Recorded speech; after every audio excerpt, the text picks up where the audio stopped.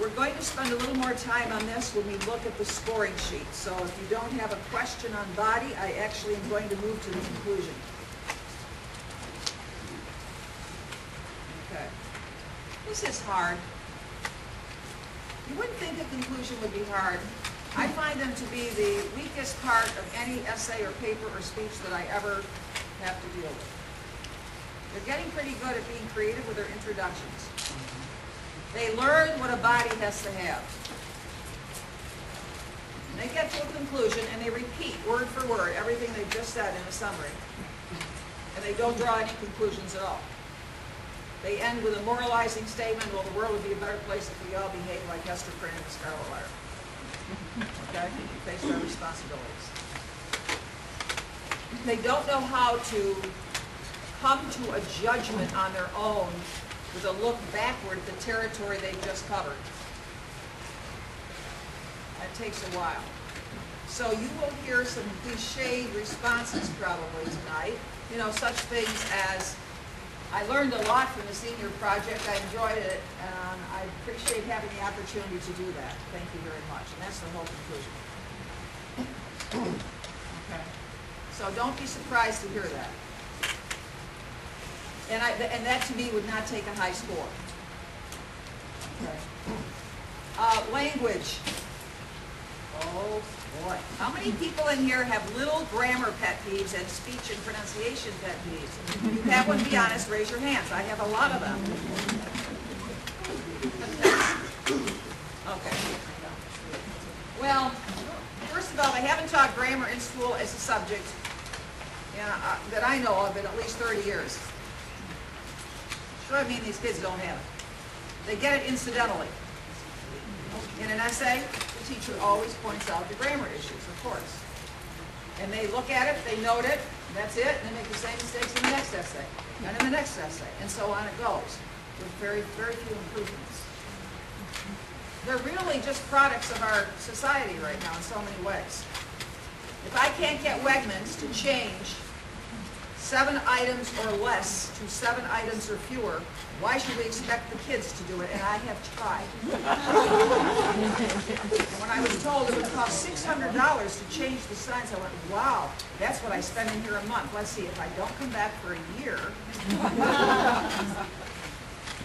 they're beginning to do a little change in here. In fact, years ago when I first came back here to the area, I did notice that. Went in, wrote a note, and said, by the way, accommodate has 2 M's, and 2 months later, everything was fixed. Now, I don't say it was my note that did it.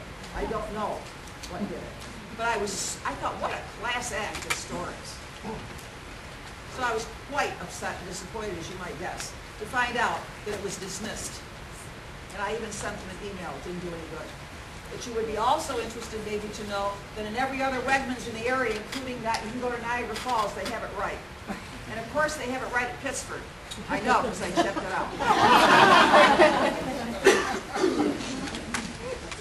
Okay, so having said all that,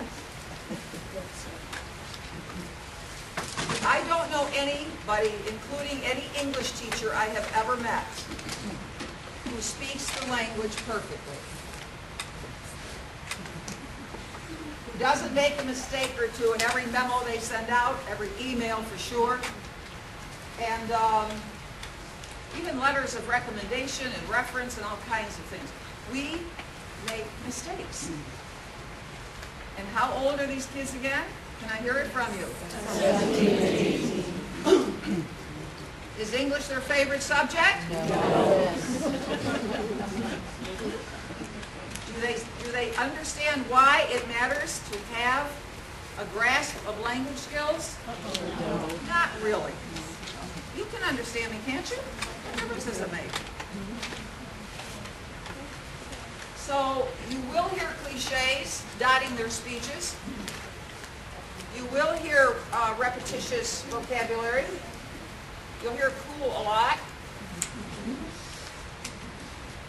They haven't given presentations to, a public audience before in most cases. They don't know what it sounds like. What you mean when you say, we want you to be professional. They don't understand what that means. Not really. So we have to be careful. You may notice some grammatical errors, and I'll point them out. I keep a record of them as I watch these, and I'll see them. And there may be 7 or 8, and I'm still going to give it a 9 out of 10. Unless they're egregious, unless they're so awful they hinder communication, you can't understand. If you can't understand what they're saying and it affects the communication, you have to duck. But if you know what they're saying, okay, and they did say fewer instead of less, well, or less I should say instead of fewer, you know where that came from. Okay, so let's go now to delivery.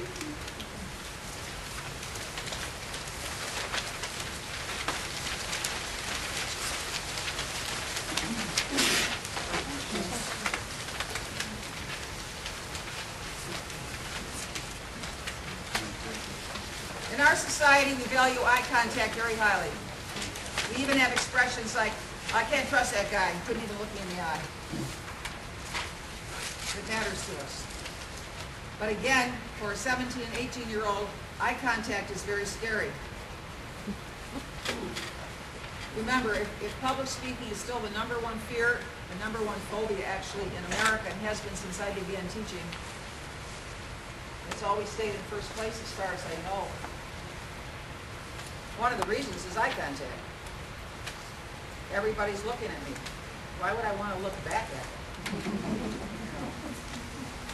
But they're supposed to. It matters. And if you're going to give a 9 or a 10 to eye contact, these are kids who are really looking at you while they're talking, and they're not just darting up. Okay? And they're not searchlight. No searchlight stuff going on. Okay? The voice. I was noticing today when I was listening to a presentation how there was almost no vocal variety at all.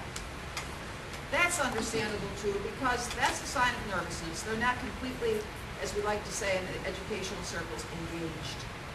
They're not interested, maybe, or they're too nervous, one or the other, and so the voice comes out sounding monotonous. It's not a true monotone, but you would wish they'd have a little bit more oomph.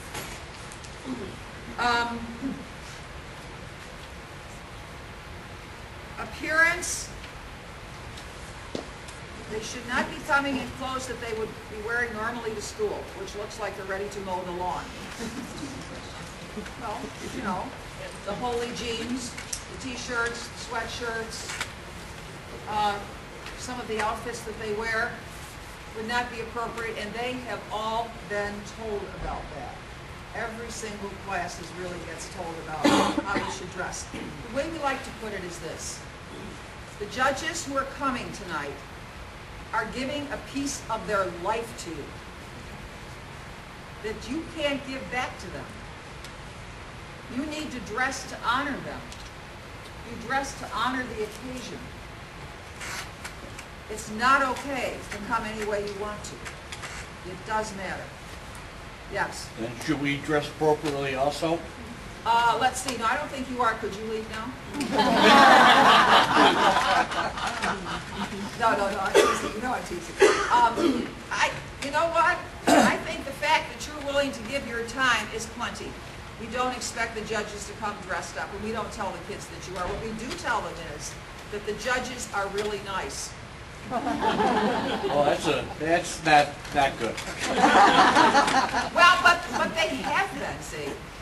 When the kids walk out of the room, they come back into the library on the nights that I have stayed late enough to watch that experience.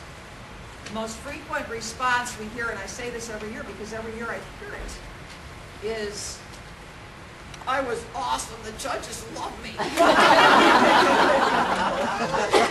They ask me questions. You tell them you're going to ask questions. And they were really interested. They're just astounded by that. Okay? And so they're expecting a relatively pleasant experience. Okay, yes?